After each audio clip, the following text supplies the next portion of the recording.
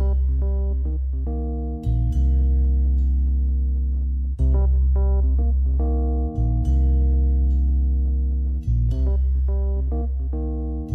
and welcome to another episode of Video Game Logic. Today's episode was recorded on September the 24th, 2019. I'm your host, Gaming Psychologist, and with me, as always, he's footloose and fancy-free. And I'm the Caffeine Rage. On today's show, we will be discussing the games that we played this week. We're going to be going over the September Game Club, which was Donut County. We're going to be talking about the next couple of game clubs. The Chronicle Power Armor Helmet Collectible is being recalled. We'll have a weekly community corner and a Steam weekly discovery queue. Timestamps will be in your show notes following their respective topics.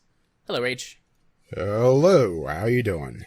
Pretty good. Throat, as always, a little scratchy. And I'm sleepy for reasons I can't quite figure out, but it's probably... just the plague. Yeah, the plague. I probably have caught the plague between the sick people that stayed at my house this weekend and my newest minion at work was sick today. So, we probably will finish recording at roughly the same time we usually do, but we're starting very late. We had a good little old record about some stuff with Craig, but... Yeah, a little bit of political stuff for the Franken content. This week, we did not... I had another weird weekend, like not quite in the same way, but I said, sick people that stayed at my house. One of our friends and two of her 3 children were sick, and her husband was working late, like gone on a trip, I think, actually. And so she was like, "Can I come stay with you guys?" Because we live just a few minutes away from both the local urgent care clinic and the hospital. So, and it was the weekend, so, her kid, regular doctor and pediatrician were closed. So she was like, "If I need something, we're right there." And we talked it over and said yes. So I had 3 sick people in my house this weekend. I hid out, played with the 2 non-sick children, which was my kid and her oldest kid. So we had a good time. But so that means I did not play as many games as I intended. I had started a couple, and we've each got sort of a shared one. But yeah, I only have the shared one and the game club because I had a big date over the weekend. So I was gonna say, did you want to talk about your weekend or? My girlfriend Anita, we spent a lot of time together and had a great time. So, yay! Having a good weekend, doing fun stuff. Yeah. Yeah, it turns out taking a science teacher to a science museum makes her very happy. Science museums are just super cool, though. I'm just gonna flat out say that. You probably get a nice bonus by being a science teacher. Oh, yeah, she absolutely enjoyed it.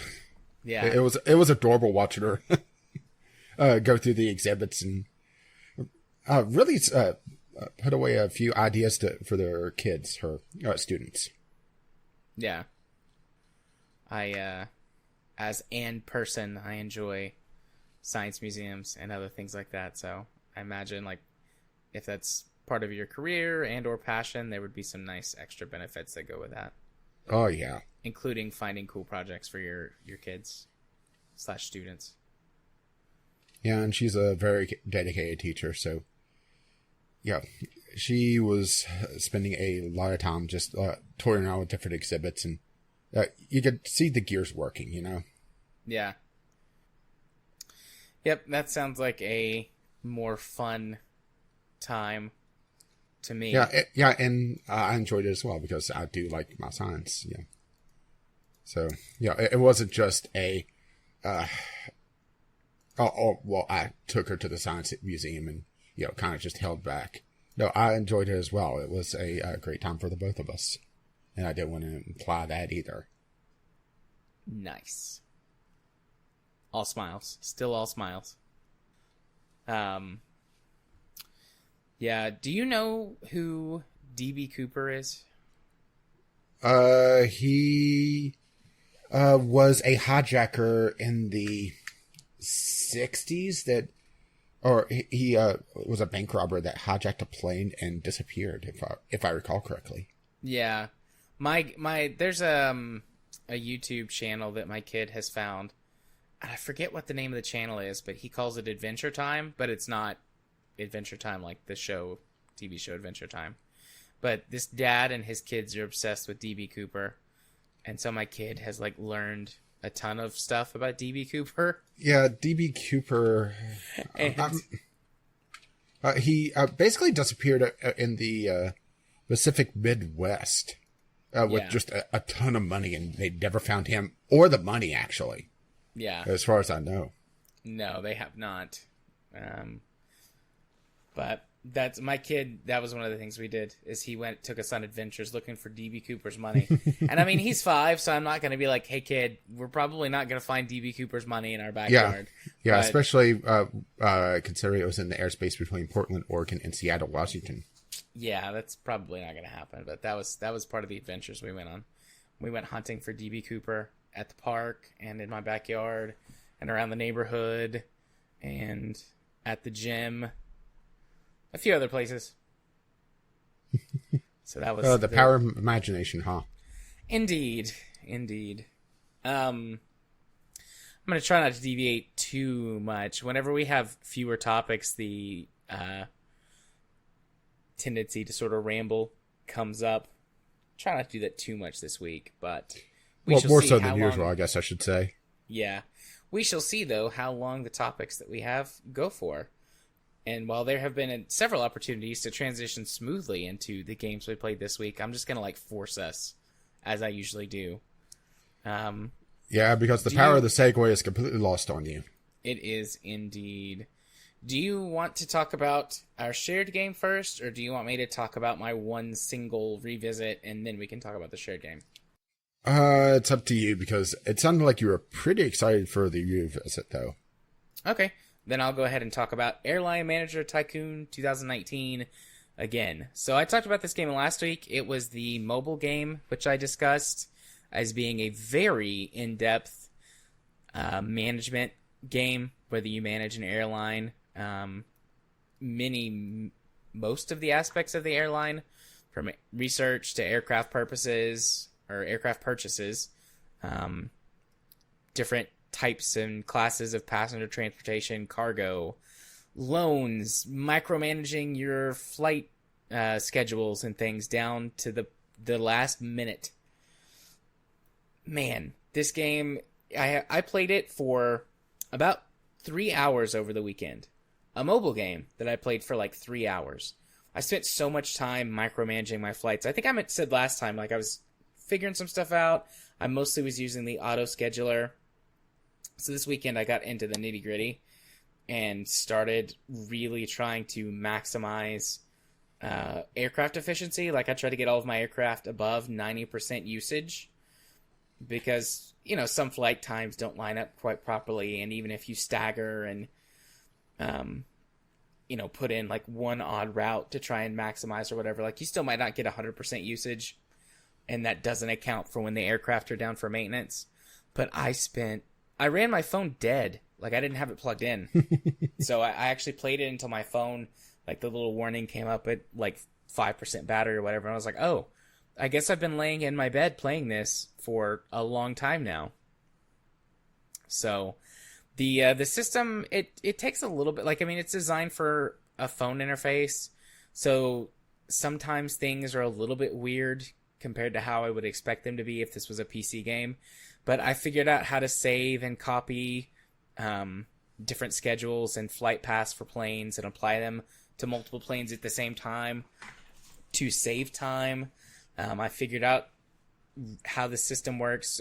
I mentioned that it gives a projection of how much demand there is for example, economy versus business class. And I got into cargo. There's demand for cargo as well. So I got into micromanaging that and customizing the, what does it call them? The layout of the planes, sort of the seating. Because you can do that, but I was mostly just getting the planes in their stock configuration. But you can customize them. So I was creating aircraft that hit more business class or more first class based on the demand that a route has. Because maybe two major business centers, or not business centers, maybe two large cities has a much higher business class demand than, say, a tiny rural airport that you're feeding into your hub. So configuring planes and setting up routes and saving them so that I could apply them to future planes. The cargo transportation is a little bit wonky to set up. The demand for cargo is much, much smaller than passengers, which makes sense, I think, just based on what I know about shipping and transportation in the real world. While there's plenty of freight that goes by air, it's very expensive, and is typically only used for really fast, overnight travel or for urgent things. So while there might be, I might need a dozen smaller planes to service an entire route for passengers, one single plane will do it for cargo. So initially I bought way too many cargo planes, had to sell some of those back at a big loss, trying to figure out how to maximize routes. I only have one option for a cargo plane, so I'm very limited on the routes that I can fly, because I can only do really close airports to one another. So just figuring out how to deal with all of those things and set up sort of mixed flight plans. My cargo planes are the only ones that are not above 90% usage. And the next thing I'm going to do is expand my routes a little bit more once I get some more cash. The demand at airports changes too based on how much you're feeding them and what type of routes you have set up. I've noticed over the course of the last week that demand at the only hub airport that I have is slowly starting to rise, but a lot of the smaller airports are having much higher rises in the demand. I assume it can go down as well, so trying to figure out how to adjust to that is going to be a challenge. But I've got most of my short haul flight paths at near 100% usage, so that's helping all of those lines to grow, and then the hub itself to grow. And I completely discovered that by accident. Like, I don't know why I would think that they wouldn't change with how much detail has gone into other aspects of this game. But I was surprised to be like, oh shit, demand's going up. And I'm getting all these little graphs that are like, my usage rate is going up and things like that. So I'm wondering what's going to happen once I can get a second hub. So I've got my first hub is in Europe. It's in Germany, making it a relatively centralized position in Europe. Most of the flights that I have are under 2,000 kilometers, which means that I can use a large variety of planes. I've got a few that are in the 2,500 to 3,000 range. I've only got a couple of routes that are longer than that. I was mentioning to you earlier that I've been unlocking all of the different planes so that I can maximize the amount of short haul planes I'm able to use for these flight paths, because they're much, much, much cheaper than the medium haul and long haul aircraft. So, you can use any plane for any route as long as the plane can land and take off from the airfield. And I mentioned this last week too. They each have ratings for how large of planes that they can take. But, for maybe a 500 or 600 kilometer flight, or even on up towards the maximum of the short haul flight plan, like the 2,500 kilometer flights, you might be wasting a larger aircraft on that flight based on the demand or how many other flights you could get in at flying, longer flight paths or whatever. For example, I've got one international flight, and every time that plane takes off and hits the tarmac, it's $500,000 that I get from that. Whereas a lot of my short haul flights are, $1,000 per flight in profit, or not even always profit. It depends, because I have to pay taxes and fees and maintenance and stuff like that. So I've got my large plane making a shorter flight, because it, to fly from Germany to Atlanta, Georgia is like 20 hours. But I can do a short flight and then have it fly back. So doing that is just to kind of fill in the gap and maximize that efficiency. But essentially that flight pays for the taxes and the fuel costs for the other flight. But I have gotten so far in the weeds on this, and I mean, like I said, it's a mobile game. There's all of the mobile trappings, microtransactions, all of that stuff. And I think that if I was playing it on, what was it, Tycoon mode, where that it speeds things up a lot faster instead of professional mode, where it's a 1-to-1 time ratio, I would be more tempted. Because everything just progresses faster, and that goes in seasons. So every so often it resets, and you have to start from scratch. Whereas the professional mode does not have a season sort of time limit thing. You can just play as the same airline forever. So, I haven't felt any desire at all to spend any money. I might at some point, just because I've already put 6 hours into this game, 6+ hours, and I'm continuing to play it and check in on it a couple times every day to do my research and things. Once I get my turnover rate over 10 million, I think I'll be able to start really ramping things up, because then every single day I can buy a new aircraft. And within every couple of days, I'll have enough money to purchase a new route, pay all the gate fees and everything. It does have I discovered it's got a website where you can go and play the game, but the website is utter trash. It's in French, so you have to and it doesn't have an English version, so you have to use Google's auto-translate or Chrome's auto-translate, and that causes some issues, and then the site is just laid out really poorly. So the mobile app is the way to go, unless maybe you can natively speak French, and then some of the layout decisions might make sense. But, I don't think I've ever talked about a mobile game 2 weeks in a row. But this game is so surprisingly deep and interesting. I am in on this game. I'm very happy with this game. So. Yeah, it must be something if you want to talk about it this much. It's rare that you talk about a mobile game this much at all. Yeah. Let alone 2 weeks. So, it's if you are someone who likes management or tycoon type games, it's worth it, I think. As long as you're okay with it doing sort of the 1-to-1 time ratio. If you don't like that, I would totally understand that. But I think you said that it was like I was treating it like a houseplant. Yeah.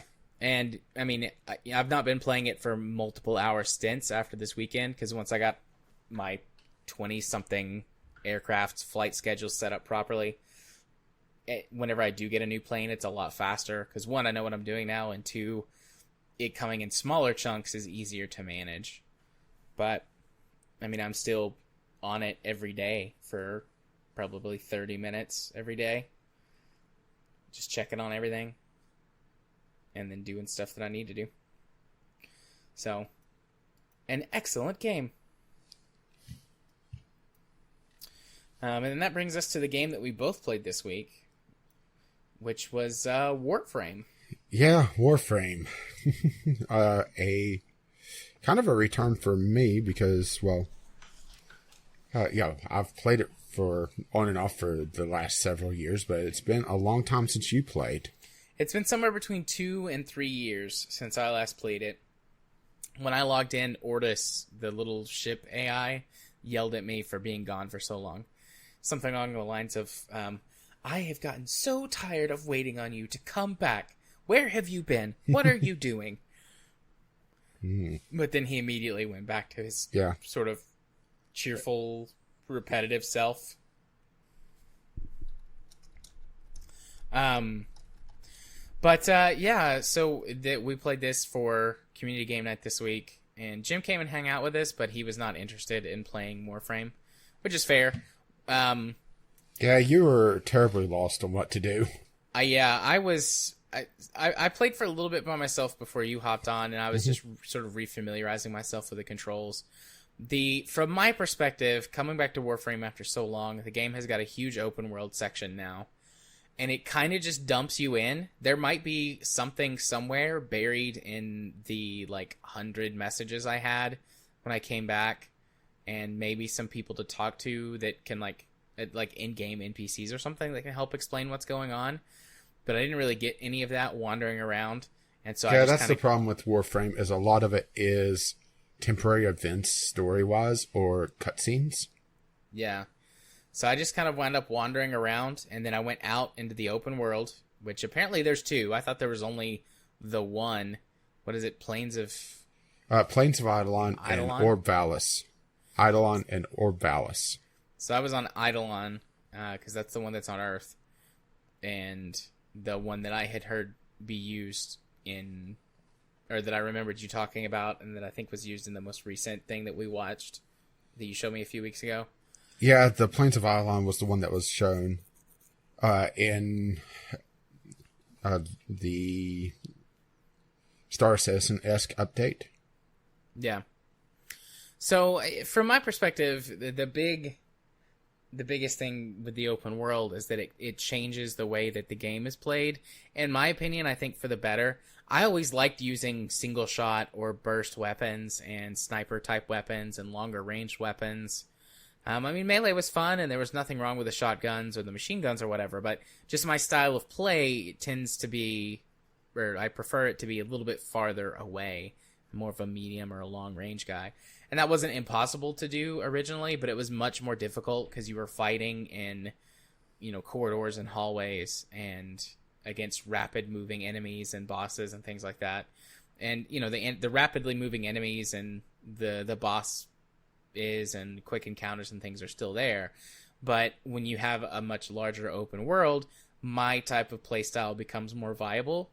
You can still scoot and jet around as fast as you could before, and I know that there are items and things where you can go faster, but the movement system, even as it was still pretty viable for getting around quickly.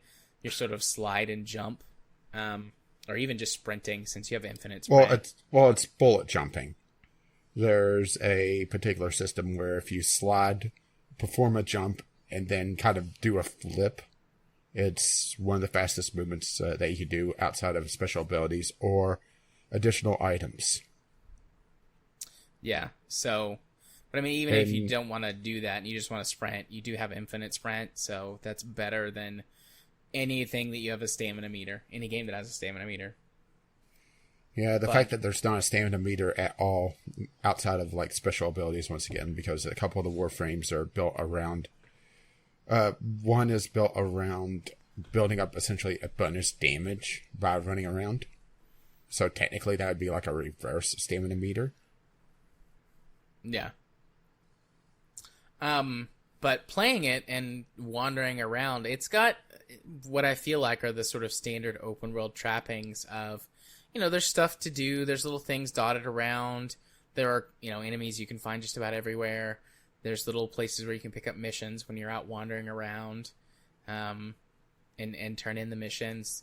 I think there's like little random events and things you can run into. I'm not sure if that was connected to a mission that we were doing, but like running into, what was it? The prisoner guy? That was right connected to a mission. Essentially they revamped the mission system where you have a set series of missions that you do. Mm-hmm. There used to be there would be random missions, but they changed that. Okay. So you have different sets of missions, and each of them are based on a certain level range. So the lowest ones would be like 10 to 20, I think, or 5 to 10. Mm-hmm. So you do those, and it typically goes up one mission per tier. So the first one's 3, the next one's 4, the next one's 5. And each one has a particular theme to them, like a little mini story, like trying to get a particular architect, or trying to find a spy, trying to kill a commander, that sort of thing. And all of them tie into that sort of mini plot line. And the one with the prisoner is like trying to save this prisoner so he can tell you where, like the commander is, that sort of thing. And they're all pretty short missions. The longest ones are like a couple minutes. Not counting, not be able to find, where the actual mission is, because one was in a cave that you couldn't find for a bit. Yeah, I'm sure that's something that you would get used to, especially once you learn the terrain a little bit. But the first one of those that I did, I got through the first 2 parts, and then the last part was killing everyone in the circle. And I'm like, I don't see anybody else in the circle. And you're like, look for caves. Yeah. I'm like, okay. So I ran around for a few minutes until I found like a teeny tiny cave entrance. And I went in the cave and I'm like, aha, a cave, like you said. But, it took me a little bit of time to find it. But, like, there was an icon that with an arrow pointing up. So I thought I was missing something on top of a building or it had glitched out. But you said we used to check for caves, and I found a cave. And then I was able to finish the mission. But I do like that. I like the free roaming mission style, and finding stuff out on the plains. And I do like the aesthetic and the big change. Like, so, I understood just sort of the general basis. Any story development since last time I played, I wouldn't know. But sort of the general basis of where the Tenno came from and what was going on and why the universe, or the solar system, rather, was sort of devoid of life in sort of a classic sense, the way that we knew it, why everybody's on space stations or spaceships, and there are all these horrible monster factions and things like that. Yeah, essentially the Earth something terrible happened to it, but I'm not sure what story was. And much of it is inhabitable. And there's only like little pockets here and there. So, the plains of Avalon is one of the few pristine spots because it is cordoned off from the rest of the planet via the giant energy shields that you see around it. That's why that's the in-game reason why they have the boundaries. Oh, so I wondered what that was. Yeah, that's what it is. And this one particular town is surviving off of an Eidolon tower and essentially harvesting it for meat. It's this like living structure. Uh-huh. And they're also living off the wildlife off the plains and that sort of thing. So, and fish as well. Sorry, I'm trying to remember everything in lore-wise. Gotcha. It's okay. I like the change in aesthetic. I like seeing new stuff. I think that's good. Not that, like, Warframe had its, interesting, unique, at least in my, experience, fairly unique art style and setting. But it is nice to see a change of pace from sort of either the sterile spaceship or the weird sort of, there's version of zombie creature infestations. It's nice to see something different from that. Trying to think of other things. I mean, I've got more to talk about, but before I sort of change gears entirely, just trying to make sure there's nothing else that I really wanted to bring up at this point. I mean, I played it for somewhere between 90 minutes and 2 hours. So I got a good taste, but I also spent a decent amount of time being like, what do, how do, why, where things. I definitely need to spend some time changing up my build. I made a couple of quick changes on the fly while we were playing, but, my build fits the classic Warframe. I've got a lot of close-range weapons, big and melee that doesn't focus. work on the planes. Yeah, big melee focus, a lot of abilities, or, I'm using Atlas, which primarily is defense and close-range combat. A huge melee setup using the old melee system, where you could channel your power. What is that called? Whatever the energy focus. is. Yeah, your focus, where you could channel your focus energy into your weapon, and it's set to get more than double its power when I focus channel energy into it. Yeah, well, the thing is, Warframe's also in the middle of a melee weapon revamp. So I'm probably just going to shelve Atlas and pick another one of my frames and almost start over and leave him to come back to him later. I mean, I'm not going to completely start over. I've got several Warframes that have been through a couple of... What's the process where you add to them, like add polarity to the slots and it resets to level 1 and you work it back up? Forma. I've got several Warframes that have had multiple formas applied to them. But I remember Atlas was always my favorite, so I'm just going to leave him for a little bit and then come back to him and not use him to experiment on. But I'm going to try and play it some this week to, one, get a feel for that stuff, and two, work on grinding out some of the stuff that I need to get the little hoverboard jetpack thingy. Or, no. K-Drive. The K-Drive. Yeah, so that you can starting the quest to go into Orb Valis, you go through a series of 2 or 3 quests in pretty quick succession, and you get a K drive that's just a basic model. But if you build up your faction with the vent kids, the essentially British biker punks that hide in the vents and cause all sorts of mayhem, you're eventually able to build your own custom one. And then you can add mods to it that they also sell for various effects, make them go faster. For a few seconds, whenever you first get on the K drive, you're vulnerable. That sort of thing. Gotcha. Yeah, I'm gonna try and do that before next Monday, because we're gonna do it again for community game night. And if anyone else wants to join in, absolutely you can. But based on my experience, if you haven't played in a while, you should totally spend some time playing so that you can refamiliarize yourself and maybe make some of the changes that I'm talking about to get used to the way that the game is now. It's not impossible. It is a big information dump, information overload, which is a good way to lead into the next thing that I want to talk about, which are a number of issues that I have with this, just sort of right off the bat. And then maybe you can speak to some of them long term. Yeah, Warframe is a wiki game, though ifs, ands, or buts about it. Yeah, they also, in my opinion, don't handle this transition well. It would probably be easier as a new player to enter the environment and work your way through sort of naturally as you learn. But for a returning player, it just dumps you here and doesn't give you any information or any help or give you any of the equipment that you need. It doesn't tell you, hey, if you want these things, you should go to the other place, not Plains of Eidolon or Valis. Is that what you said it was called? The towns are Cetus and Fortuna, with Plains of Eidolon and or Valis as the open worlds. Yeah, so the game doesn't say, hey, you should go to Orvalis so that you can get some of this stuff through some quests. It just gives you like 50 messages when you come in. And I briefly scanned through those, and I didn't see any of them that told me that I should do that. And I'm not exaggerating. I had 48 messages when I logged back in. Yeah, there was a bunch of events that send out messages, and I bet you had all of them. Yeah. So that's the biggest problem that I have. And yes, you can spend a little bit of time. You can figure stuff out. You can ask the community or have a friend walk you through a few things. But it is still a massive sort of info dump on you.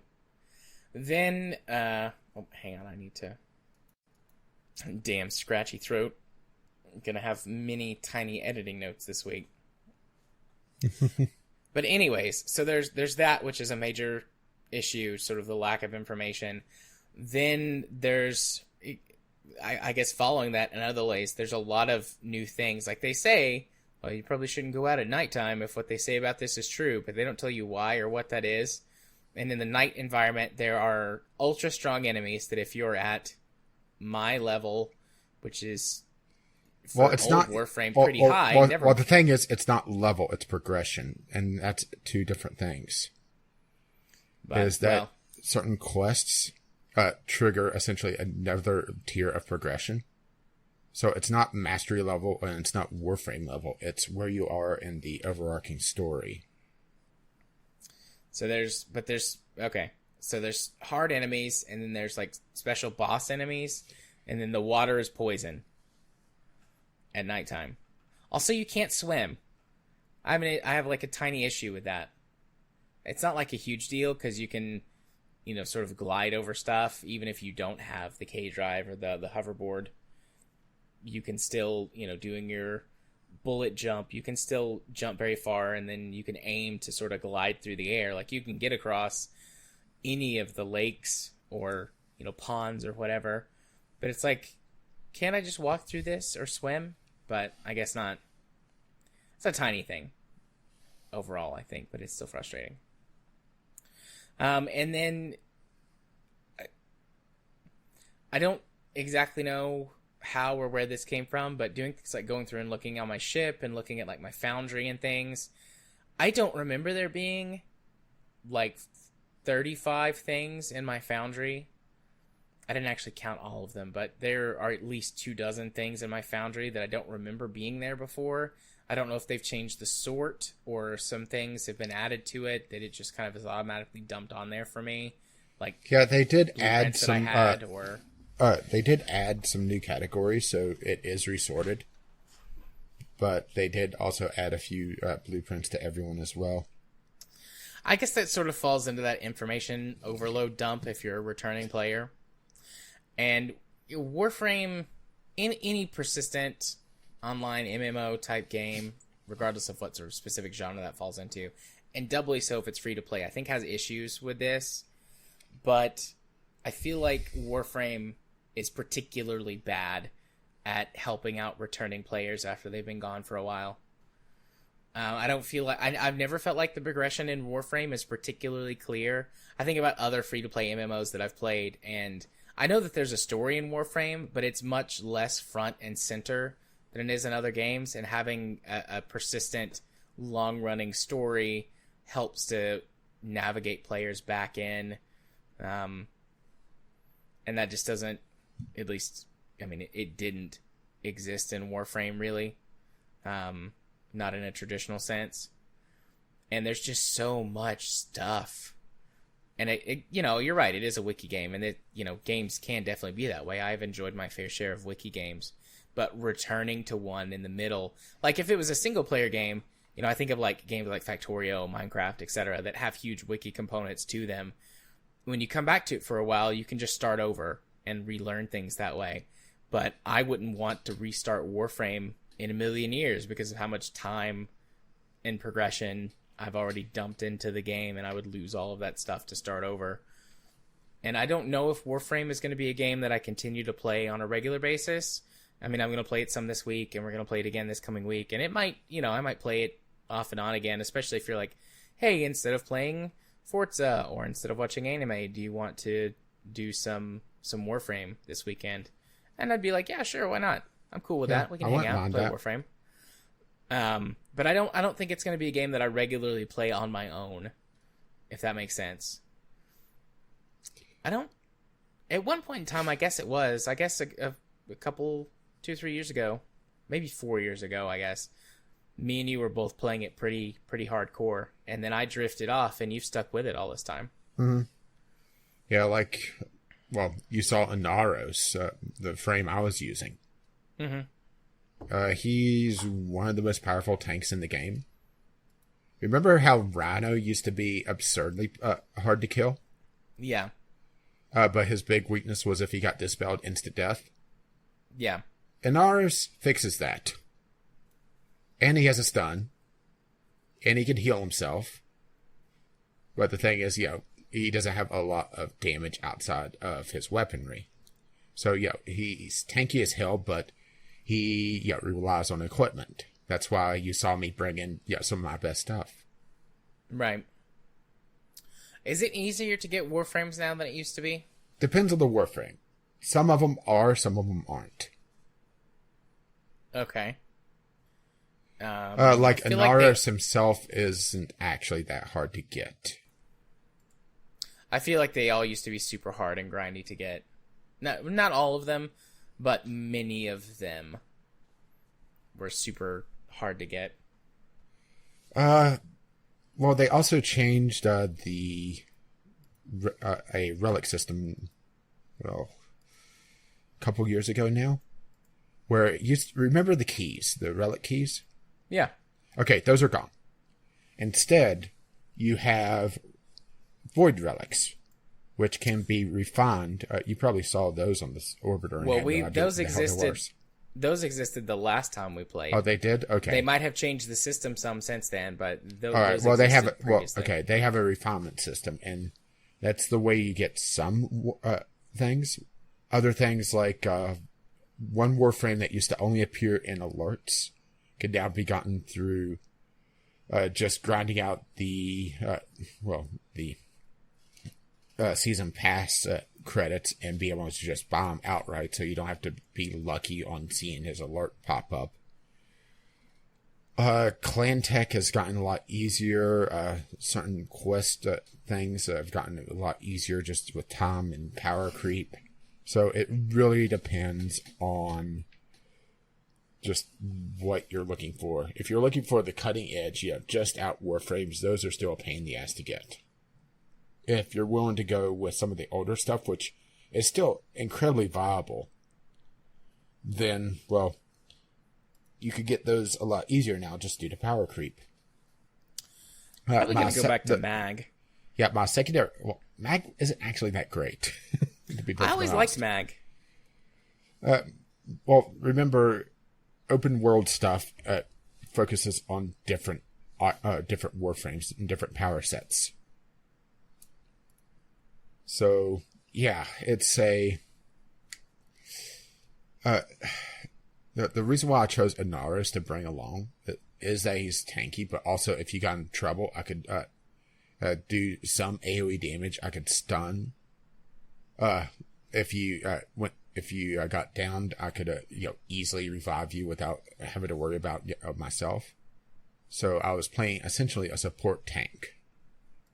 But others, Trinity is still really good. She's a healer class. Excalibur actually, one of the starter frames is still very good. They've moved around some of the different locations for some of the warframes. I believe Excalibur has actually been moved to the inner solar system, so you can actually get them pretty easily now if you didn't pick them as a starter. Yeah, Excalibur was my starter frame. Yeah, same here. And they also have, the primes. There's a lot more prime frames out now, and they occasionally give a prime frame away. Like during TennoCon last year, they gave away Necros Prime if you just happen to watch it. So, they do give away a lot of power as well. Trying to think of anything else. There's also been a big power creep in mods. Like I was trying to tell you before, because you had focused on the channel energy abilities, those have kind of been put to the sidelines because they're in the middle of redoing that system. At least as far last time I checked. To a more combo-based system. So, focus energy is going away in exchange for almost, and I hate using the term, a Dark Souls-esque light and heavy attack system. I think I'd prefer that. The melee system had some combos to it, and if I remember correctly, there were the different combat styles you could use, or weapon stances, that gave you some differences in the attacks. But it were revolved around, I think, how many times you pressed or how quickly you pressed E over and over again. Yeah, this is different. Instead, it's going to be, if I recall correctly, left and right mouse, with right being a big wind up, but it leaves you vulnerable. And the combo system is based around that. Yeah. Focus is still going to be there, or channel energy is still going to be there, but it's going to be essentially a finisher move that is powered up through the rest of the combat system. It's not going to be just a toggle and it's burning your energy from your warframe. So there is that system. They're still in the middle of changing it over, but I'm not sure just how far along they are, because I did take a break for a while. So, not sure just how far along they are. Trying to think of anything else. Another thing was that you're using a bullet hose on the plains of Avalon, and with the ranges going on, the inaccuracy of the Gurkhada, you're missing too often, so your DPS goes down. A bullet hose is a lot better in the old system where it's a lot of close corridors. Yeah, I mean, I had a rifle. I grabbed one of my rifles, too, but, I had some issues with that as well, because it wasn't properly set up. So a lot of what I need to do comes down to working on my builds, and then playing some more just to get used to the changes. But, in general, I think it's more good than bad. Just some of my issues with it come down to just the core design philosophy of Warframe. Mm-hmm. And, there's not really anything that I think they can do about that without changing everything. So, and that's okay. They don't have to change everything to suit my needs. I just am going to have to, figure out where I how to work within the new style of the game. But yeah, Warframe. I mean, I'm do you have anything else you want to say about it before we move on? Not really, because remember, I've played Warframe for a lot longer. I have like 600 or 700 days in the new login system. Yeah, which is not a consecutive login system anymore, so it always ticks over. Yeah, but they also changed it where there's a reward choice at certain milestones that is actually pretty powerful depending on what you get. And some of the really good weapons can be got from that. Some of the power boosts can be got from that. So it's more just kind of sticking with it, as painful as that may sound. Yeah. We'll see. We'll see how much I play it going forward. But I mean, I would definitely, if you're like, hey, do you want to play Warframe? Yeah. Going forward, I'd be like, yeah, sure. I got it installed. Why not? You just might have to be okay sort of dragging me along to places. But I'd come play and hang out, do stuff. But yeah. So, with those things being said, let's go talk about another game we both played, which is our Game Club game for September, Donut County. In case this is the first time you have joined us on this show for Game Club, Rage and I tend to have very different tastes in games, and this is a way for us to come together, play the same game at the same time, and talk about it together, exploring our different viewpoints and takes on the games that we play.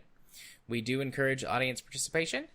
So if you are listening to this brand new and you're like, oh, cool, I want to talk about that or a future game that we play, please don't hesitate to do so and send in something to the show. But yeah, Donut County.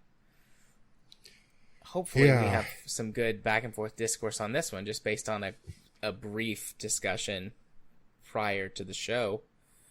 Yeah, I was kind of lukewarm to it. It just never really grabbed me. And I'm not sure if it's just the lingo that they use for the actual dialogue. A lot of more. Boy, this is going to make me sound like a cranky old man, but more millennial-esque. Okay, that's interesting. Not what I expected to hear. Would you mind to elaborate on that? A lot of LOL and just a lot of acronyms that makes me think of teenagers. That just kept me from really being able to get into the dialogue itself. But also, there was something there that I couldn't quite put my finger on, that I never really got invested in the story. And I can't explain why. That's the annoying thing, is that it was an interesting puzzler, but also the puzzles, the game felt like it really opened itself up and showed its possibilities on the very last level, then it ended.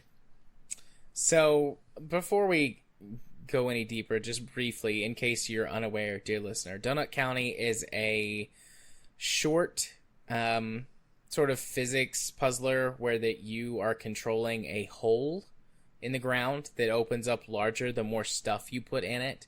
And the basic sort of objective for every level is to get everything down in the hole. And the farther along you get, the more sort of puzzle mechanics you get.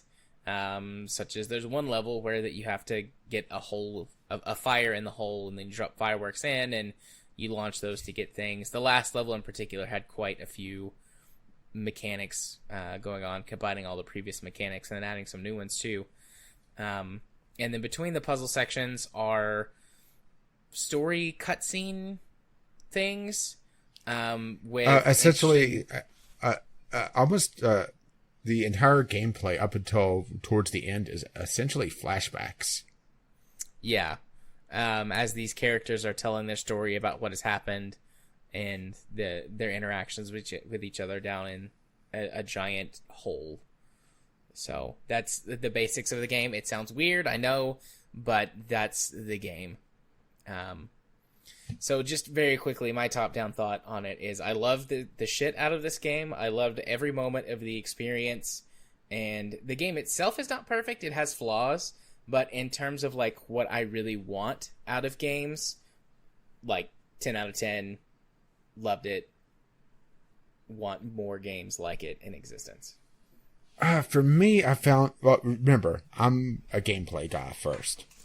I found the first like 2/3 of the game to be essentially very, very basic physics puzzler, which sometimes bugged out on me. Like something bounced just right where it wouldn't go down the hole, or it would be too close to the edge of the level so it wouldn't be able to fit or to tip over. So that annoyed me to begin with, and there was a couple levels I had to redo because of it, like the cat soup level. Mm-hmm. One of the skyscrapers at the very end of the level got bumped just right where it was too close to the edge of the level, and it wouldn't get swallowed. And the game is very picky about how much of the level it wants you to essentially destroy in order to progress in the story. And that already annoyed me on a game that I was kind of lukewarm on. Mm-hmm. So I have seen other people, whenever we do Game Club, I always go read a few, after I play the game, I always go read a few reviews and some other things to help me sort of collect my thoughts and see what other experiences people had, see if I experienced some of the same things or got something different. And I did see several people mentioning in reviews and like or on the Steam forums and on Reddit mentioning having little sort of physics glitches where something would get bumped out of bounds or to a place where it wouldn't work. I did not experience any of those issues, which did not cloud my playthrough experience. But I do see, with this game being sort of a physics puzzler, that if something gets messed up, you would have to just restart the level or spend an inordinate amount of time trying to sort of wiggle it in perfectly. Yeah, I had that as well, where some of the items were literally right just under the size of the hole. So they would get stuck in the aperture, for lack of a better term. And eventually the game would go, okay, that's good enough, and it'll drop down. But also there was sometimes that there was items that, should drop down, but wouldn't because I hadn't progressed far enough in the level. So I hadn't essentially unlocked that. So it felt very arbitrary. Yeah. So the most of the characters in the game are anthropomorphized animals, which most of them are pretty cute. Well, there's a couple of humans. There's that one human at least. Yeah. Mara. Mara, the sort of character that I think you're supposed to be up until you figure out that you've been the raccoon the whole time, BK, controlling the app. Actually, I guess you figured that out pretty early, but the game presents itself almost like from Mara's point of view. I mean, each of the levels serve as sort of flashbacks, but all of the cutscenes are sort of Mara interacting with people, and I think the game wants you to put yourself more in her shoes. But anyways, all of the anthropomorphized animals fit some sort of stereotype, which I think is interesting in the way that those play out. They're all very cute. I think the dialogue is good. Maybe it's because I am younger than you, several years younger than you, and have experienced a lot more of that sort of what you were talking about, just sort of the anachronistic speech, that didn't bother me at all. Maybe it's just me being a cantankerous old man, Yeah, possibly. That kept taking me out of it. Possibly. It could be, though, that you and I, just the way that we approach games, because I figured when you said I was kind of lukewarm on it. I'm thinking in my head, like, well, you're not a story guy like I am as much. You're a gameplay guy, and the gameplay is kind of lackluster until the last level, and then the game just ends. So I could see that. I could see you either being lukewarm on that or being frustrated with it, or maybe the frustration leading to lukewarmness instead of more enjoyment. But anyways, the story elements of the game, as you go through and you hear the story of each of the characters and what happened and how they got dropped into the hole. I guess the story conceit is that the raccoons have sort of came in and taken over everything. Yeah. And there is this app that whenever you can use it to deploy sinkholes, and your gobbling up all of this stuff for research. Like, you find that at the end, like, all this stuff is for research. And you're getting points. And as BK, the raccoon character, you're trying to get to level 10 so you can get a drone. By leveling yourself up, like a real-life drone that you can get. So he's going through, sucking up all of the stuff in the entire town into these giant sinkholes so that he can score points to get his drones. And he knows what he's doing. Yeah. But he's very selfish and doesn't really care that he's hurting other people until he himself gets sucked up when Mara gets control of it and sucks up the donut shop, which is what the raccoon runs. It's a donut shop. Yeah, which the raccoon also tries to explain away that, well, donuts have holes, so I'm just delivering donuts. Yeah. I found him to be hilarious, but also annoying. Like, I'm pretty sure that's what they were going for. Yeah. There's some back and forth dialogue where you are texting with people, and you can just, like, click to send the next text, or you can also send, like, a duck face. And if you send enough duck faces, you could get different responses from people. Mm-hmm. So that was fun. I did that. There's, I think, and I don't know if this was intended by the developer or not. I feel like there's quite a bit of metaphor to be found in the game. It's got a satirical humor to it, but I think there's some pretty big comments on the society that we live in playing out through that, and that could be me and my own sort of biases and reading into things.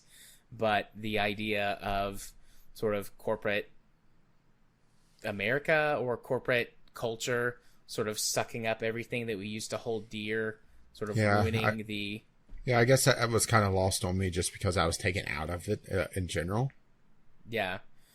But those aspects of corporate culture sort of ruining the classic hometown life that people used to enjoy, and then by the end figuring out how to sort of meld the two together and form a new community that also involves these things. I don't know how much of that was on the nose or not, because I study this stuff as a hobby. So I don't know how much I pick up on that other people don't notice, or how much I just sort of make up that actually isn't intended. Sort of following the death of the author sentiment, which I can't remember if I've explained that or not before, but in basic, like, death of the author states that any meaning that was or was not intended by the author was irrelevant once the end user reads it and ascribes their own meaning to it, and the author cannot dictate what a story should mean or should not mean to someone. So I don't know how much of this is just me sort of reading in based on my own personal beliefs and experiences, but I felt like that was a pretty clear line put through the story. The idea of the sort of conspiracy theorist character being proven right, I thought that was a funny little thing. Yeah, the world was both flat and hollow. Yeah. Which I thought was funny. That was a good joke. But other things too. I don't want to say too much or spoil too much, but there are, I think, some other interesting themes in the game. Is that the point of Game Club, is to spoil it? I guess. I mean, I feel like I don't know. I don't know how much I want to talk about all of this underlying stuff that I picked up on. Well, go for it. Because for me, it was an interesting physics puzzler that felt like it really only showed its promise on that last level. That's where it really shone for me. And that's the level I noticed that a lot of people highlighted whenever they were showing the game. Mm-hmm. But up until that point, it was very simplistic. Why don't you talk about that for a minute while I think some more about things to talk about? Well, outside of a very rare interaction, it was literally just swallow up items on the level in the order that the game dictates, going from the smallest to the largest. Essentially a reverse camaraderie. Rolling around things into a giant ball. Yeah, Katamari. I'm not sure how to say that last part. Daimachi or Daimachi, whatever. Katamari, whatever. It was basically a reverse that, just grabbing things, putting them in a hole, the hole gets bigger. Where I found the game got interesting was when they started adding in more mechanics. Like, you swallow up a snake and the snake is sticking out of the hole and you're able to hit things with it. interact with the environment. You fill up the hole with water, and a bird may drink out of it and it do something. Those interactions I found interesting. And the last level is where they really started to pull it all together. They had a proper boss fight to end things off.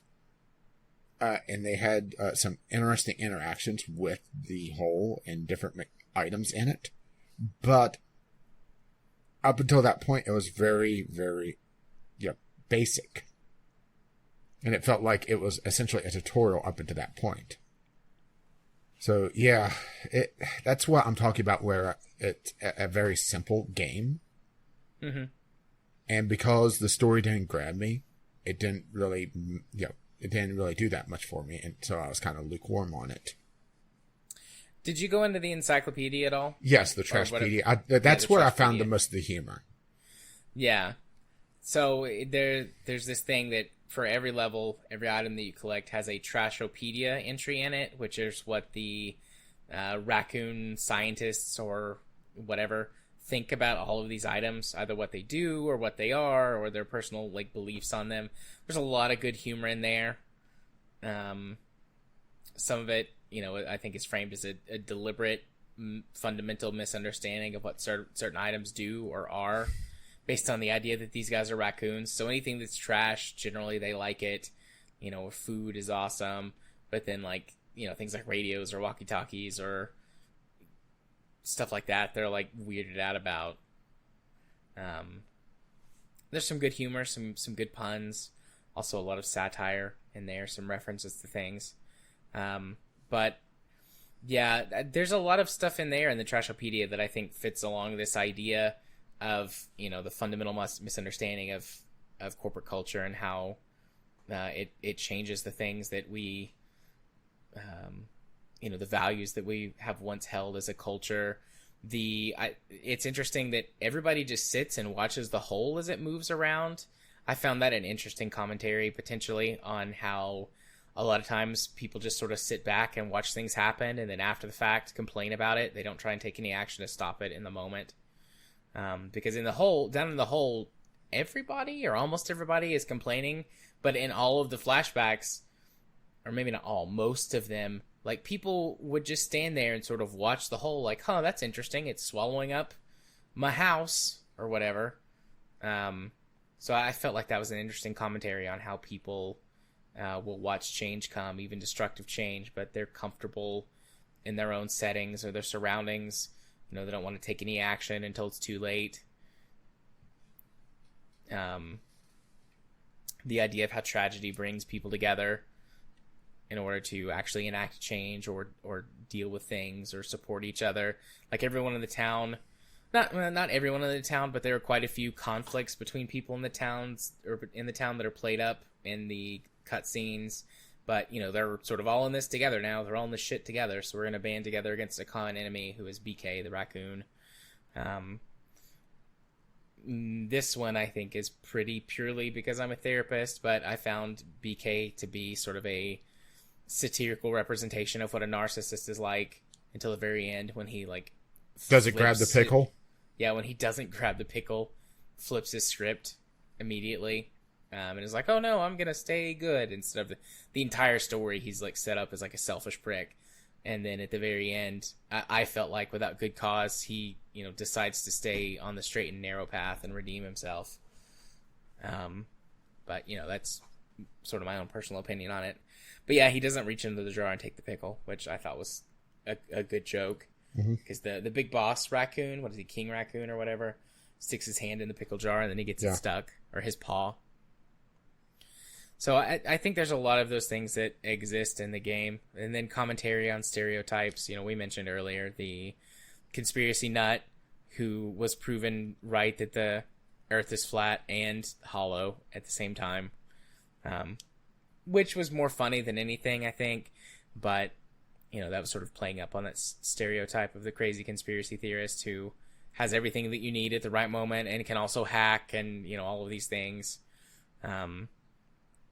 There was a look at the sort of old, where I drew the most corporate distinction was that it's the raccoons came and bought out the local donut shop, and then put the app in place there for the donut deliveries.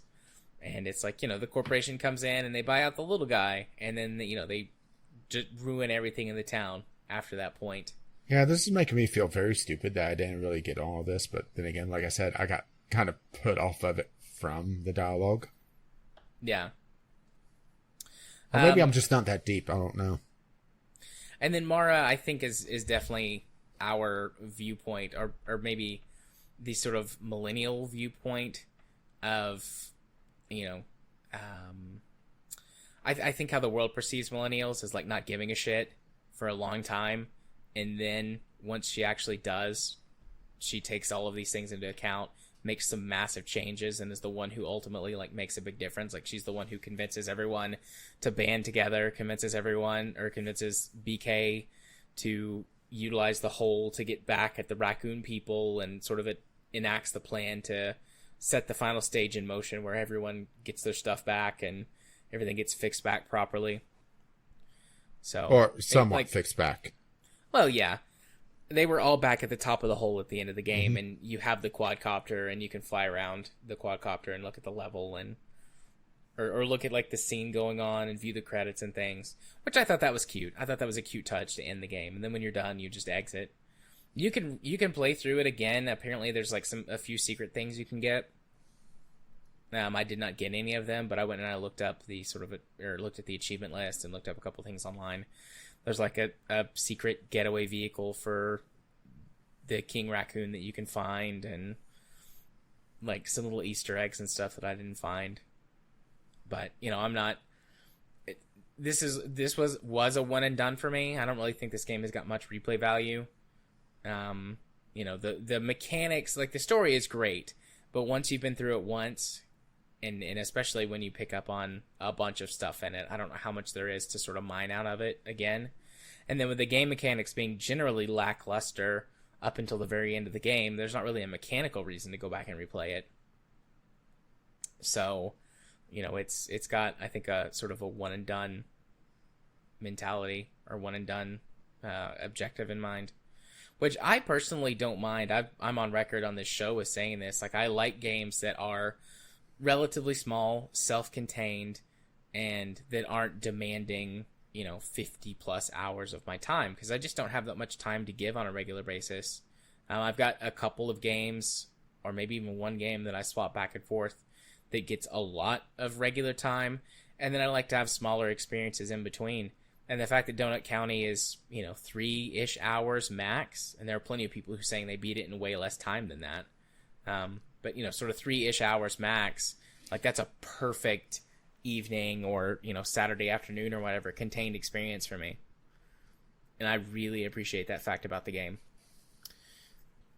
Yeah, I guess I didn't look for the deeper meaning, because I just found a bit of an annoyance on the dialogue, and between that and the gameplay being a little glitchy at times, particularly for a physics puzzler, that it just put me off enough that I didn't look for the deeper meanings and the deeper themes, which probably, it makes me feel a little stupid for not really looking into that, looking past that.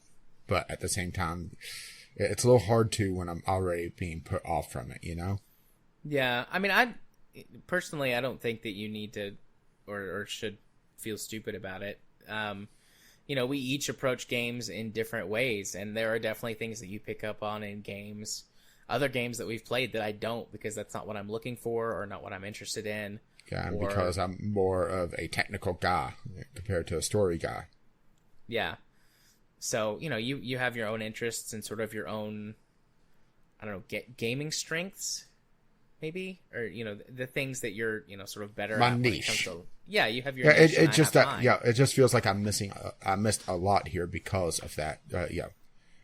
My own particular niche blinded me to a lot that the game had to offer, so I viewed it as a very simplistic game instead of this more meaningful existence. Yeah. But then you look at a game like Brothers: A Tale of Two Sons, where the story and the actual controls and gameplay actually mesh a lot better, and I think that's I'm drawing parallels between those with different story gameplay methods. So it just feels like it could have been done a bit better to draw me in, but it may just be I wasn't the target audience. Yeah. Quite possibly. I mean, it probably could have done things better. Like I said, it's not a perfect game. But, for what I enjoy, I thought it was excellent. But, it's not every game is for everybody. I think it's better that way, too. I think it's better that way. A lot of, getting slightly off the topic of Donut County, but, a lot of AAA games fall prey to well, let's make it, have as much mass market appeal as we can. And not that you can't do something with that, but there is a beauty to having a very sort of narrow, specific focus and being good at what that one or two things that you want to be, instead of being, good enough in every aspect so that you can sell 10 million copies. Yeah, and that's the thing is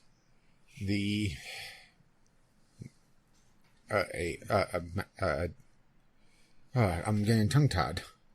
Trying to focus too much on a shallow experience to expand their market has made AAA gaming and really some of the upper tiers of AA gaming lose focus on the art aspects of gaming. So maybe I've been a little bit desensitized to a more artistic piece like this, which is also a real possibility. I think between the two of us, I tend to find more games that fit this sort of narrow artistic realm because of the type of things I'm interested in. Not that you're not, not to say that you don't have interests in games that are or can be artistic, but I think that this tends to lean more into my wheelhouse. This game club was much more, I think, in my wheelhouse than yours. Yeah, I definitely think so, because on a technical aspect, it's fine. It's okay. It's serviceable. Yeah. But the thing is that at the end of the day, when the gameplay really starts to pick up is when the game ends. Yeah. I'll use another example of a short game that has a deeper meaning psychologically, theme-wise, that nailed it on gameplay as well. Portal. Yeah. Portal was another one that was able to really marry its gameplay mechanics, its little hidden Easter eggs a lot better. But once again, we are talking Valve, so that's probably a little bit unfair. It's just, it just feels like I got put off by the dialogue way too much. And I'm a little adored of myself for it, Yeah. Would you or would you not recommend this game to someone? Also bearing in mind that the price is $13 on Steam. You do pay a never PC tax. at full price. Never at full price on this. On a discount, it depends on the player. For a more technical player, for someone that cares more about gameplay, that wants a good puzzler, no. For someone that is more story-oriented like you, then perhaps, if you're able to find the themes. Yeah. How much did we pay for this? We bought it on sale. A couple bucks. It wasn't that much. It was on pretty deep discount. Gotcha. For me, if you're someone who enjoys story, I did talk a lot about themes and deeper meaning. You could definitely, with a different perspective, get something different out of it, I think. That's the beauty of very artistic and stylistic games like this. But, you might be able to find even things that I didn't talk about or maybe entirely missed, even on the same themes that I focused on. I think for someone who's interested in stories and sort of deeper meaning, content-wise, I wholeheartedly recommend this game. Definitely on sale. For my own person, I think I would have been happy with this experience even if I had paid the $13. Like, I really enjoyed it. Found myself being very invested in the story all the way through. And to me, it doesn't... I mean, at a certain point, the price of something, might outweigh the true value. But for me, and for sort of the amount of money that I have and am able to spend on games, I think that $13 is worth it for the experience that I had. But definitely, if you don't have the same discretionary funds, or maybe not quite as much interest, but listening to this has piqued your interest, I think it's definitely worth $2, $3, $4, $5, depending on what it's on sale for. Definitely $5. But if we got it on sale for less than that, then it probably is regularly less than $5 on Steam sales. So I think it's worth it. But I do agree with you. Like, if you're a mechanics focused gamer, the mechanics just aren't here. Yeah, and that's the thing, is that there's a few moments of real brilliance on the technical aspect of things, how different things interact. And there's a couple real funny moments based just on the mechanics. Like the getting a couple of rabbits in the hole, and suddenly, hey, a rabbit orgy in the hole, and the hole grows immensely. That was funny. Yep. Launching the fireworks the first couple of times was funny.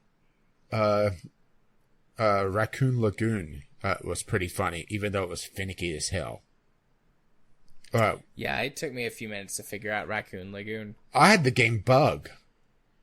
That was another portion where it got one of the final items got stuck on the edge of the level, and for the life of me, I could not get it off. So yeah, I think maybe also just the technical problems, or minor technical problems, even though for any other game it wouldn't have mattered as much, because I was already kind of lukewarm to it. It also got in the way of my experience a bit too much. Yeah. Trying to think if there are other things I want to say or bring up about it. But I think we fairly well covered the mechanics, the story, my sort of view on the story, the meanings. Do you have any other things you want to bring up in relation to it? Not really. I mean, it's just I keep getting stuck on how they kind of pulled out all the stops on the last level, and it felt like almost they ran out of gameplay ideas, so they wanted to put them all on the last level and then kind of sparse the other ones, sparse them for the previous levels to kind of introduce them. But beyond that, there wasn't a lot there. But I think that, once again, just may be my focus, where I'm a technical gamer. I'm a gameplay guy. Gameplay is king. Because of that, because they focused so much on the themes, I lost the game in the art when I was looking for the actual gameplay, the technical side of things.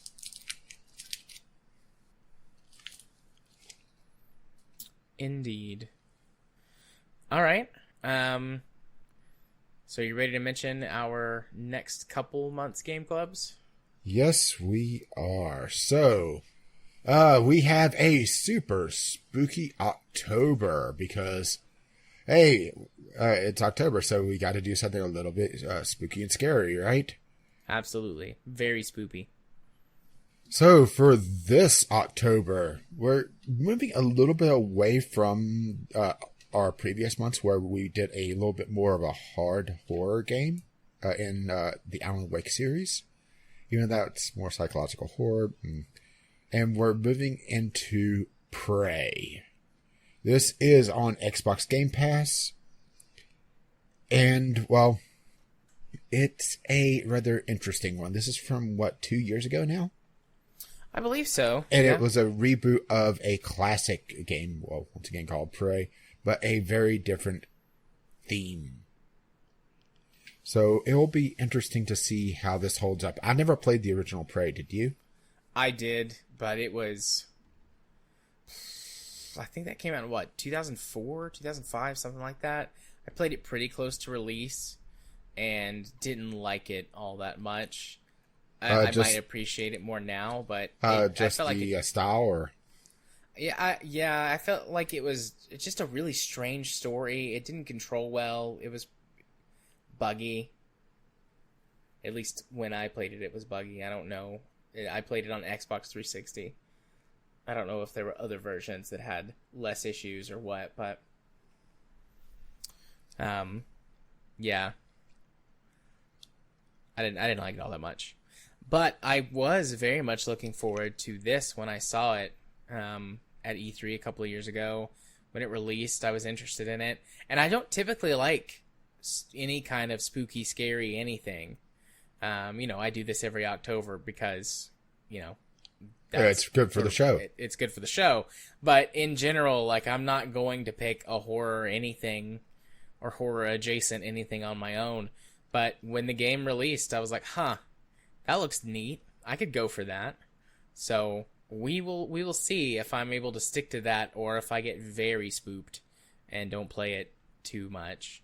The thing with Alan Wake that I like so much about Alan Wake, and I think I've talked about this before, is Alan Wake's not really all that scary. It has some scary moments in it, but it's primarily psychological horror and suspense, and I can handle that.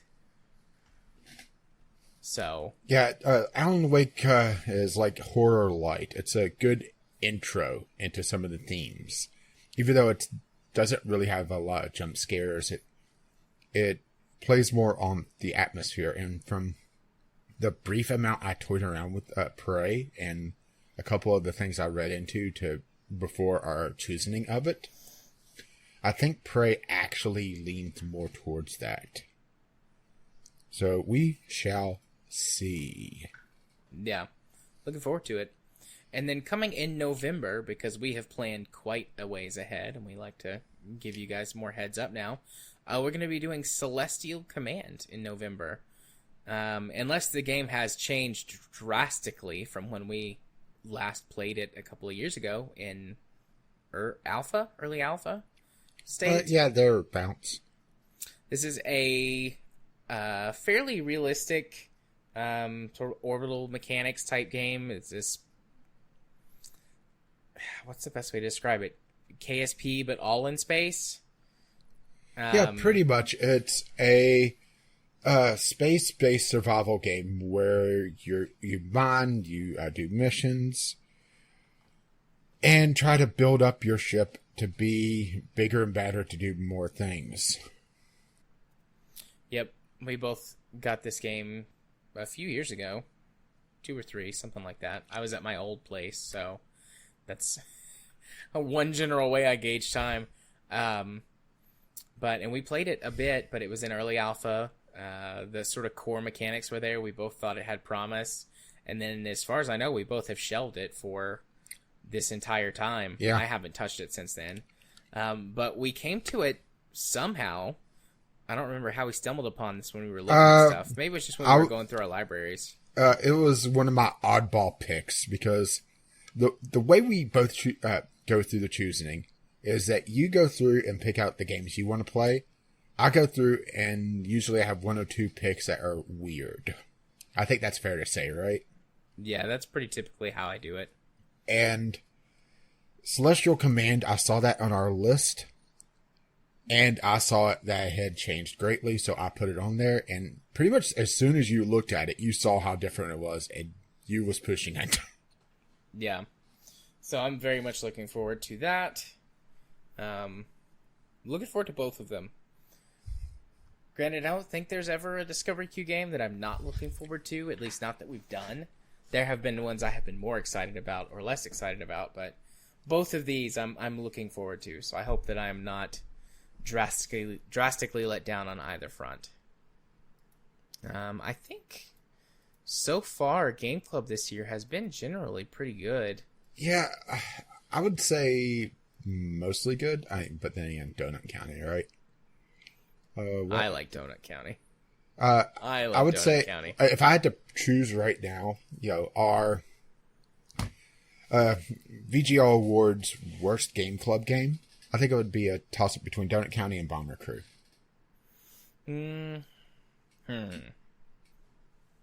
I would probably say that's a tough choice for me to make that call on. Just looking at this list, because even though like games like Gungeon and Bomber Crew were both not as good as I wanted them to be, I liked them. Definitely, I like Bomber Crew more than you. I can't remember if I like Gungeon more than you or not. But I like Gungeon. I just never got far in it. So, I mean, I liked Bomber Crew more than you did. I liked Donut County a lot more than you did. I'd have to think about it a little bit. Knee-jerk reaction, I would probably say... Hey, I could always rob up some people and do the January one. Oh, yeah. Knee-jerk reaction, I would probably say Bomber Crew, but Bomber Crew is still like, you know, B or B minus for me. I would put it C plus at best because it was clunky, and not a good type of clunky that really nails home a particular theme.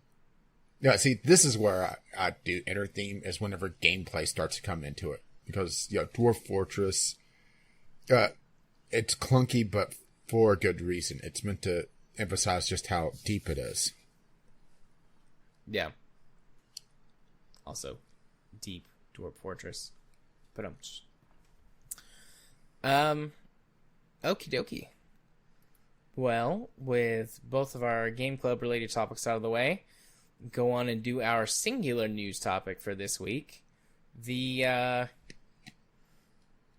what was it that we used to refer to Fallout 76 as? The Denver trash fire. The conga, the failure conga. Yeah, the failure conga line dances on. Chronicle Power Armor Helmet collectible is being recalled. So, just in general, this sort of thing happens sometimes. What has happened is that, various third parties have made collectible items as it relates to Fallout 76. One of them is being recalled because there's a strong likelihood that it has mold in one of the inner felt linings of the helmet. That's a new one, huh? Yeah, I've heard of, but there's recalls on stuff all the time. The food recalls this year. Yeah, or products get damaged or in some way, and there's a recall on them.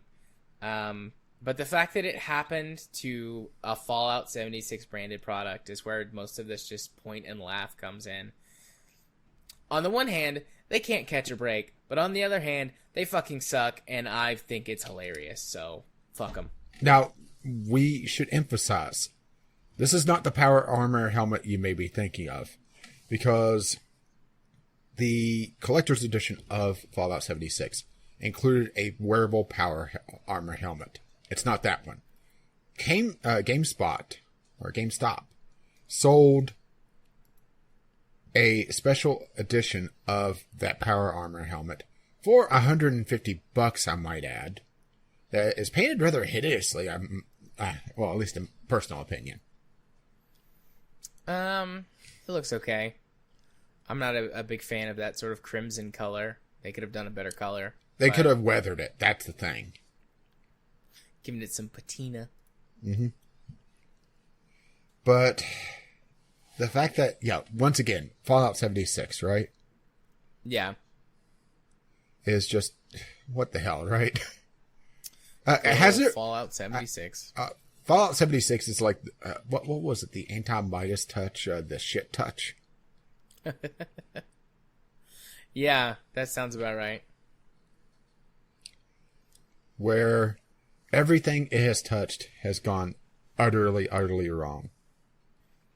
It's just amazing how bad Bethesda has handled this and outsourced things and everything else. Because, let's go down the list off the top of my head. There was the bag from the collector's edition. There was the rum. There was the game itself being an absolute shit show. They doxed people. They accidentally doxed people that were trying to get replacements for said shitty bag. There's been a number of issues related to buying power. Yeah, I was about to say they broke power. They broke the buying of power promise that they made for the store. They reduced the amount of the free premium currency that you get for playing the game, so that they push you more towards buying currency to buy power for their shitty store. They reintroduced bugs that they fixed in previous versions with patches. I mean, it's just it's just, what has not gone wrong?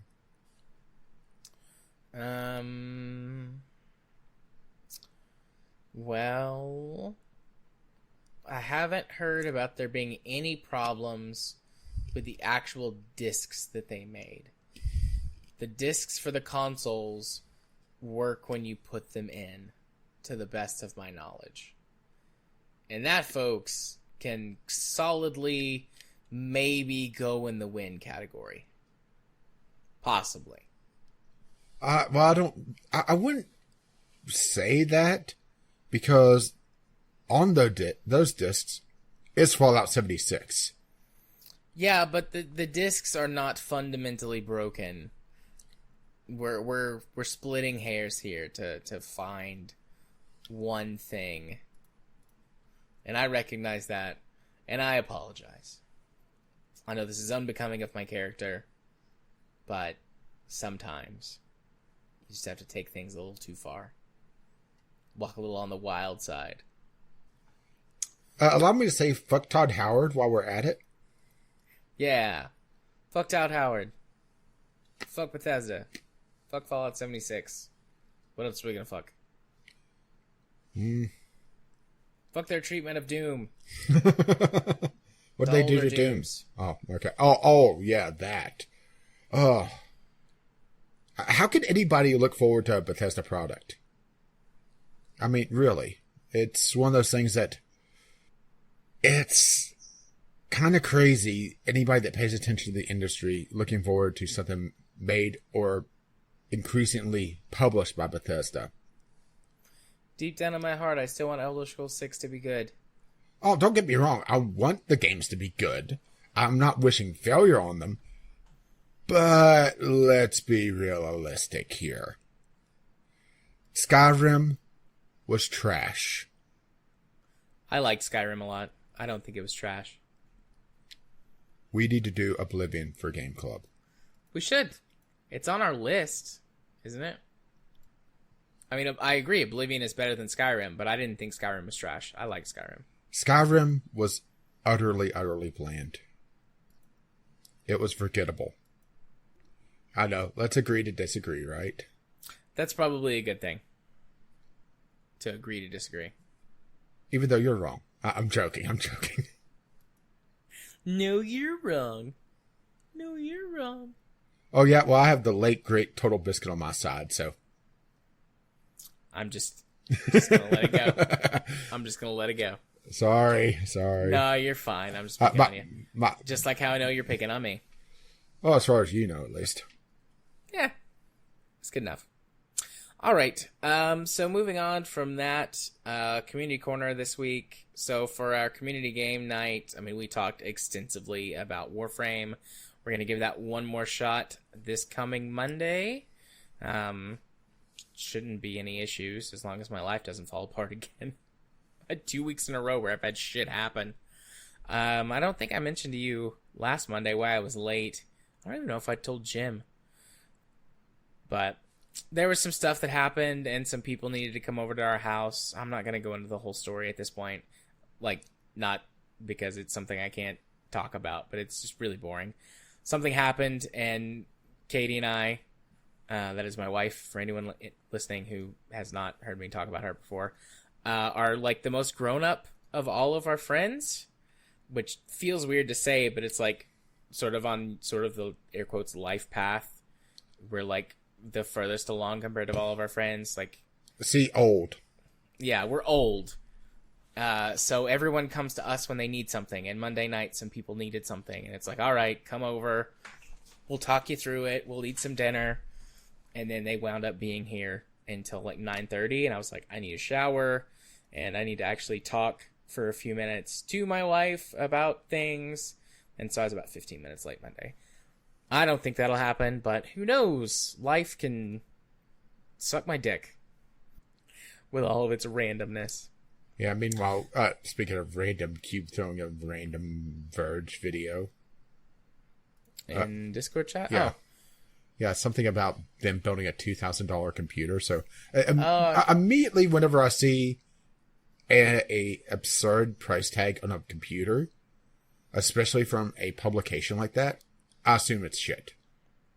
They did something stupid. They spent, like $500 on a keyboard or something. Is this from the guy who did like the really shitty PC build like I don't know. 8 months ago? I don't know. I gotta admit that half the time whenever I see famous YouTuber blank, it's like, who? Yeah, this is that video. I don't remember exactly when this happened. But to be fair, most of the stuff I watch on YouTube these days is either Jim Sterling or random cooking stuff. Yeah. Cooking pisses me off less. That's not quite true. But yeah, this dude, like, basically he built a gaming PC, but he very clearly had no idea what he was doing. And the internet just jumped on him like it does. And way overreacted to him just kind of being shitty at building a PC. I mean, it was kind of like, okay, why would you, like, as The Verge, put this guy, like, you use this video? Well, like, just do 10 minutes of research. Simple. Clickbait. Possibly. Cynically speaking, yeah, probably. Me being cynical? No. I think it was just laziness. I think that's the more simple explanation. They were being lazy, and they're like, oh, yeah. I don't remember this guy's name. It's like, Ryan knows how to build a PC. Let's film him doing one. That was my take on it. Yeah, well, what is it? Don't assume malice when laziness is a valid excuse. Yeah, something like that. Let's be honest. A lot of gaming sites out there are very slothful when they come to their reporting to their research, assuming they do research.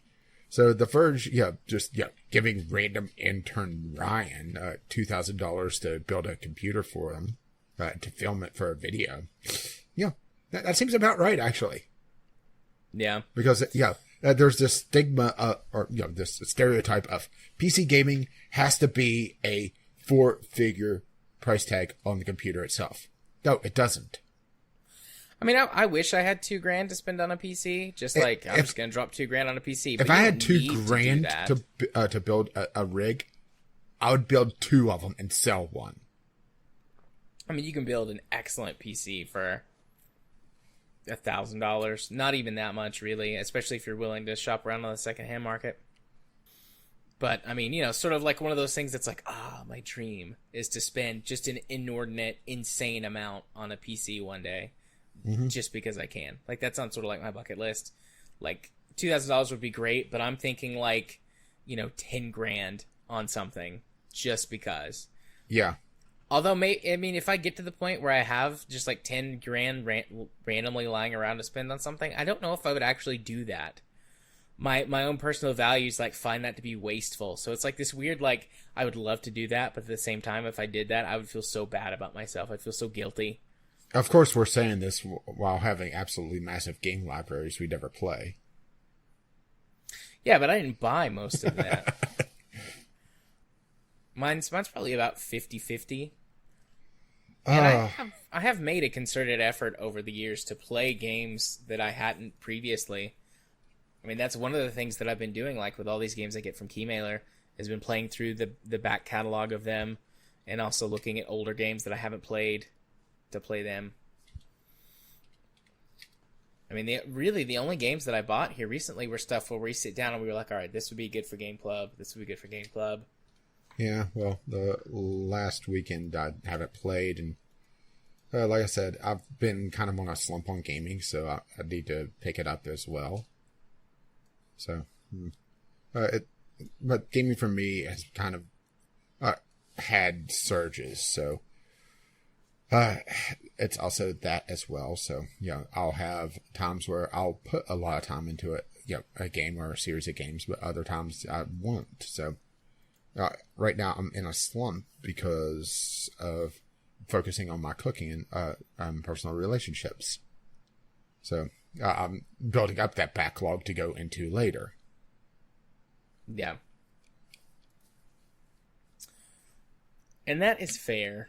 People go through phases in their lives with things, regardless of whatever anyone's reasons may be. There are definitely phases where I don't game as much. But, I think any sort of personal growth or development is a good reason to set aside a hobby of any kind. And I think you're going through some pretty good personal growth and development here recently, to state it, I guess, in therapeutic terms. I'm not giving you a Steam trading card. Fair enough. I did not expect one. Not from this interaction. Oh, no, you're just going to extort it later, right? Oh, hell yeah. I'll wake up in the middle of the night, you'll be standing over my bed. Where's my Steam trade card? I need it. Now give me that foil one you've been hanging on to for 3 years. Yes. That's my retirement plan. Hey, it's gone up to like $3 or $4 now. Nice. I've recently sold a bunch of cards up to I'm up to like $250 or something like that in my Steam wallet from cards being sold recently. Yeah, I'm not that far along, but like I said, I actually have a fair amount of cards I need to sell. Actually, I need to run Auto Daddy at some point and see if I could get some more cards. But that'll be another time, of course, because I would have to log in, and that requires using the authenticator. And, we are a little bit busy right now. Flapping our jaws, going down rabbit trails, completely ignoring the fact that I should be saying the email address, vglpodcast@gmail.com, or you can just tweet us some community stuff to our Twitter, VGL Podcast, over there as well. Indeed. Trying to get us out of here. Yep, I was going to move towards getting us out, and you did a good job, sir. So, moving on to the last thing we're going to do today, which is a doobly-doo in our Discovery queue. Yeah, and as per usual, I got something right away. But then again, I had it loaded up, so that's hardly fair. So, how about some suns that are crying? Some what? Crying Suns. Crying Suns is a tactical roguelite that puts you in the role of a space fleet commander as you explore a mysteriously fallen empire. This looks rather badass, actually. Overall, it looks like it's a mixture of I'm not sure actually how to phrase it, because the fleet battles take place on a hex grid, but it's not your typical two fleets trying to maneuver on a grid. It's more them trying to just navigate their shots across it. It's kind of strange. It looks rather interesting. That does look super interesting. It's not in early access at all. It's a fully released game. It's $25. I would say it's a demo. Yeah, it's one of those rare games that has a demo. And it has a very kind of low pixel art style for some of it as well. I mean, this is why I like doing the Discovery queue, is that we get some weird shit. Very interested in the looks of that. So I got a game on my first pull, Little Misfortune. Led by her new friend, Mr. Voice, Misfortune ventures into the woods where mysteries are unraveled and a little bad luck unfolds. Love the art style to this. Very interesting look. Seems like it's going to have a creepy, sort of dark story underneath, but the art style itself looks cute at the beginning. But it looks like they're going across like the River Styx on a swan boat with skulls on the front when she's being led by Death. So I don't know. It doesn't say if this is in particular something like a point-and-click adventure game or something like that. But, let's see. Little Misfortune is an interactive story focused on exploration and characters, both sweet and dark, where your choices have consequences. So, it looks neato burrito. It also has a demo. Yeah, kind of interesting.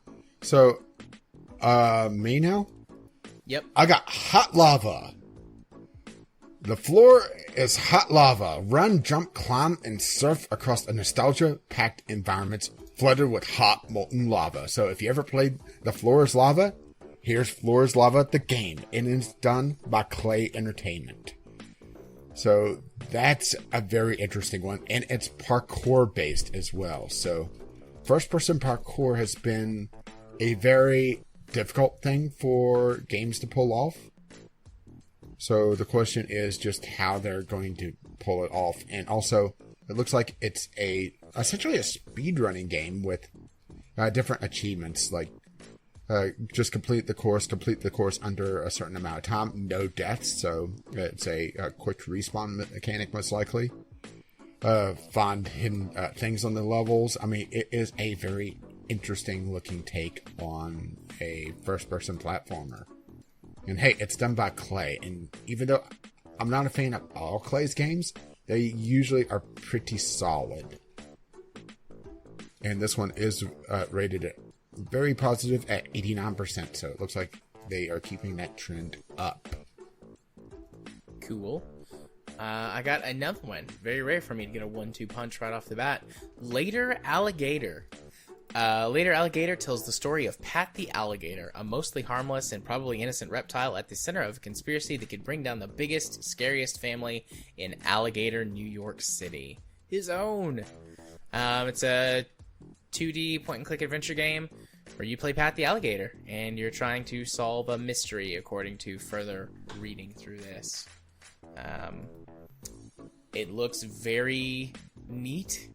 I honestly was like, Later Alligator. All right, that's going on the list, no matter what this is. After a while, Crocodile.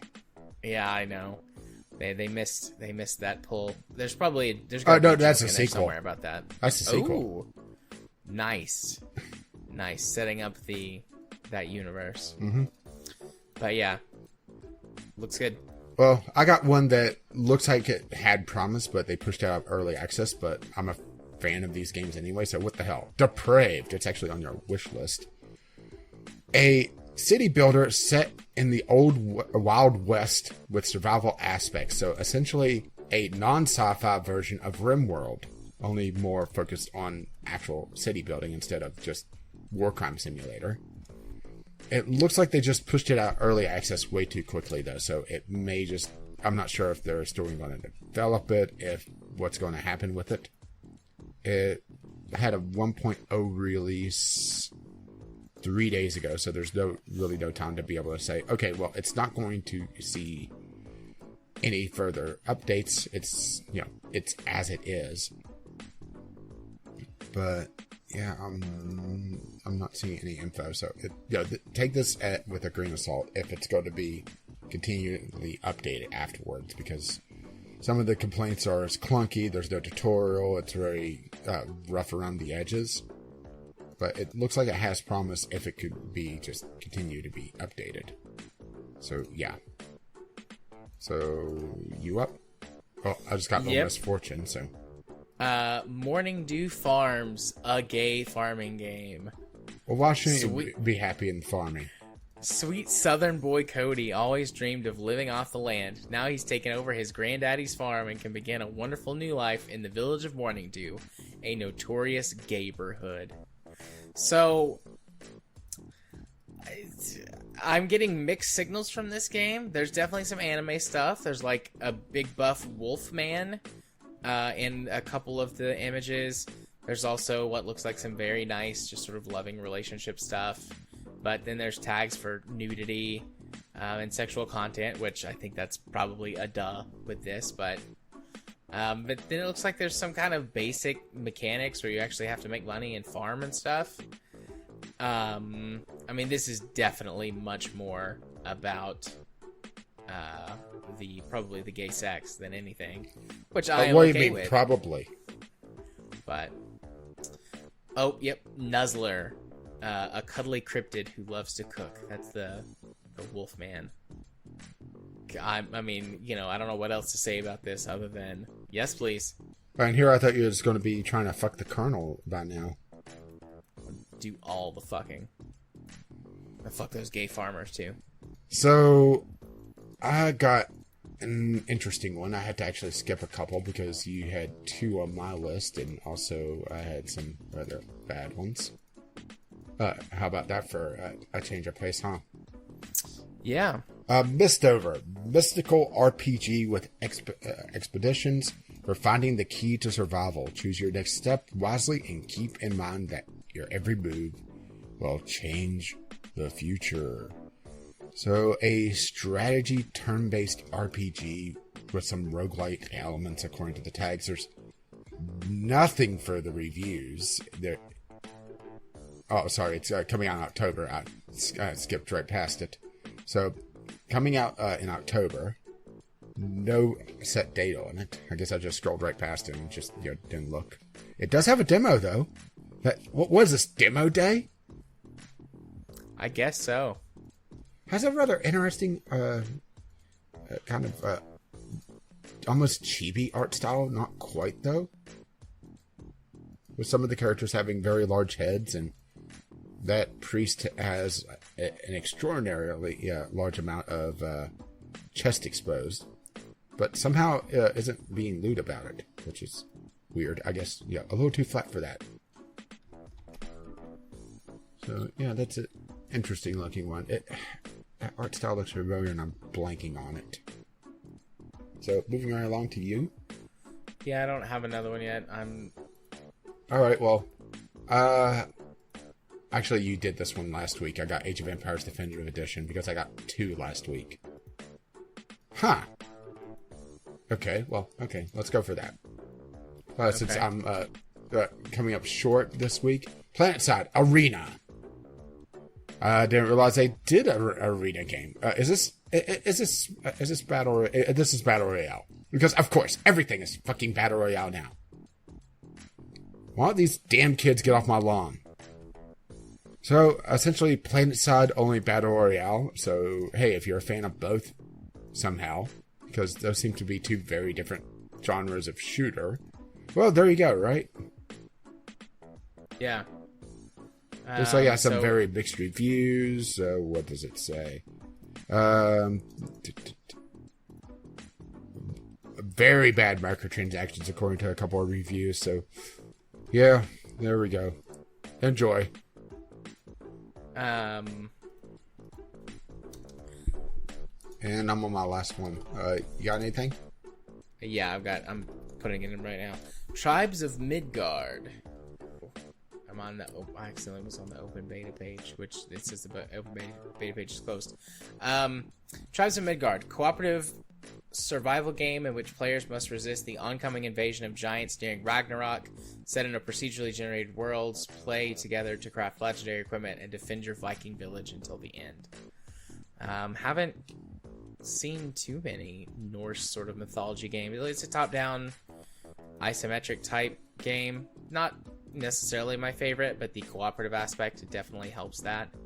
It says there's going to be another open beta in November, so might potentially check it out then. Looks neat though. I like the idea, the concept. Yeah, so my final one on my queue, I actually had a very light queue this week. I know, light queue, right? Is Menorah. Ink and blood stain the streets of Ramazia. Witches must burn and sins must be judged. So a Metroidvania 2D platformer, which is always a fun phrase for a game. Some of them have been really good, some of them have been really bad, and there's not a lot in between, to be perfectly honest. It's out. Not a ton of reviews, but it looks like it is being pretty positively reviewed. Horror themed, but then again, most Metroidvanias are. I mean, it's kind of, in the thing. it's not a requirement for the genre at all, but it typically is a leaning that way, and that is a very sexy nun. That nun is showing off a lot of leg. I like sexy nuns. I just noticed that. Look at her standing pose on. Look at her run cycle on the second screenshot. That is, assuming that's supposed to be a nun. I mean, just with the it may be a stylized version, but damn, right? Yeah. Oh my. She has got quite a lengthy slip in there. That's split almost all the way up to the waist.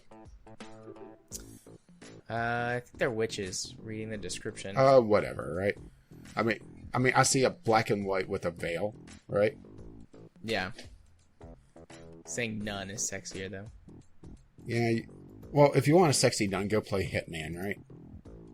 Yeah. Yeah, I was browsing through it. Yeah. Contradicts the rules of the church. They're labeled witches, so they may not be witches in the traditional sense, but more just that's the label that they're being given because lore reasons. Or it could be somebody that left the church as well. But looking at the GIFs on this and some of the video, it looks like it's actually a pretty solid Metroidvania with a lot of emphasis on movement and swordplay. So that is an interesting combination. Could be pretty damn good, actually. Looks like it's rated pretty well, so there you go. If you want a Metroidvania with a very sexy character, there you go. And that is it for my queue. Mine too. My last game was Hot Lava. And then the couple I had in between, Tribes of Midgard and Hot Lava, were not anything interesting. So, shall I hit them with the socials?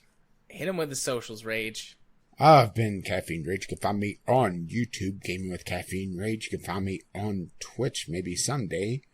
Twitch.tv/caffeine_rage. You can find me on Twitter, Gaming with CR. And if you wish to be my friend on Steam, you can find me. Hey, how about that? Caffeine Rage is there as well. And you've been?